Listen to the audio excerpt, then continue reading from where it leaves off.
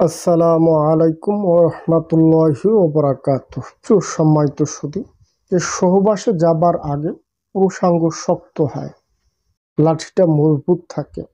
যখনই সহবাসে যাবেন, ভ্যাজাইনার মধ্যে বিশুসঙ্গটা প্রবেশ করানো মাত্রই নরম হয়ে যায়। অনেকে 1 মিনিট 2 মিনিট, অনেকে 5 মিনিট, এর বেশি পারে না। দেখুন, সহবাসে যোনি পথের ভিতরে যখন বিশুসঙ্গটা প্রবেশ করানো হয়, বিশুসঙ্গটা নরম হয়ে যায়, শক্ত হয় না। অনেকে আছে দেওয়ার সাথে সাথে পানিটা পরে পুরুষাঙ্গ নরম হয়ে থাকে। স্ত্রীর যে একটা চাহিদা সেটা মেটে না, ফলে স্বামী স্ত্রীর ভিতরে একটা অমিল দেখা দেয়। এ নিয়ে শত শত ফ্যামিলি বিবাহ বিচ্ছেদ হচ্ছে শুধু এই সমস্যাটা নিয়ে। আসলে এমনটি কেন হয়? সহবাসে যাবার পর পুরুষাঙ্গটা নরম হয়ে যাওয়ার প্রধানত কারণ হচ্ছে 2টা। 1 নাম্বার হচ্ছে পুরুষের রতি শক্তি যখন কমে যায়, মর্দানি শক্তিটা যখন কম হয়, সহবাসে যাওয়ার সময় ভ্যাজাইনার ভিতরে বিশুসঙ্গটা দেওয়া মাত্রই নরম হয়ে যায়, পানিটা পড়ে যায়। দ্বিতীয় কারণ হচ্ছে শুক্রের উৎপাদন কমে যাওয়া। প্রধানত এই 2টি কারণে একজন পুরুষের পুরুষাঙ্গটা নরম হয়ে থাকে, সহবাসের আগ্রহটা নষ্ট হয়ে যায়। এতে স্বামী স্ত্রীর ভিতরে একটা ফাটল সৃষ্টি হয়, দূরত্ব সৃষ্টি হয়। দেখুন, এই সকল বিষয়ে আপনারা যখন আমাদের কাছে প্রশ্ন করেন, আমরা বিভিন্নভাবে আপনাদের সমস্যাগুলি জানার চেষ্টা করি। মূলত সমস্যাটা কোন জায়গায়?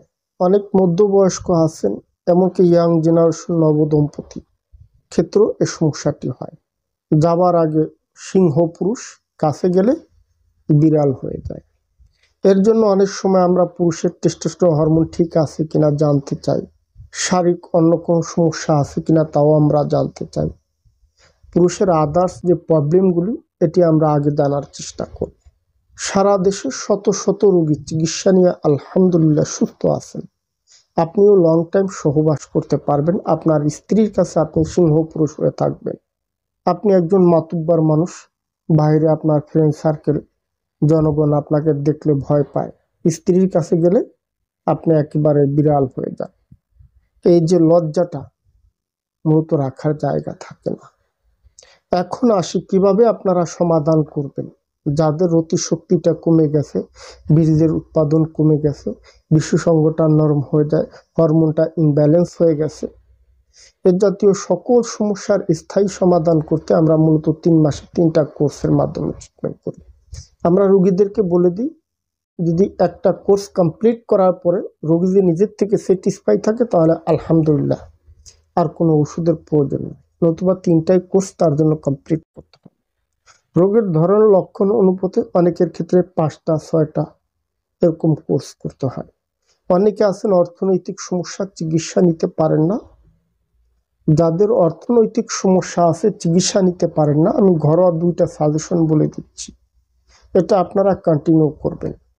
নাম্বার 1, অ্যান্টি অক্সিডেন্ট জাতীয় খাবার খাওয়া, জিঙ্ক সাপ্লিমেন্ট গ্রহণ করা, সপ্তাহে 2 দিন 3 দিন লাল মাংস খাওয়া, রাতে ঘুমানোর আগে সকালে খালি পেটে 1 মুঠ পরিমাণ কাঁচা ছোলা, 1 মুঠ পরিমাণ কাঁচা বাদাম মুখে চিবিয়ে খান।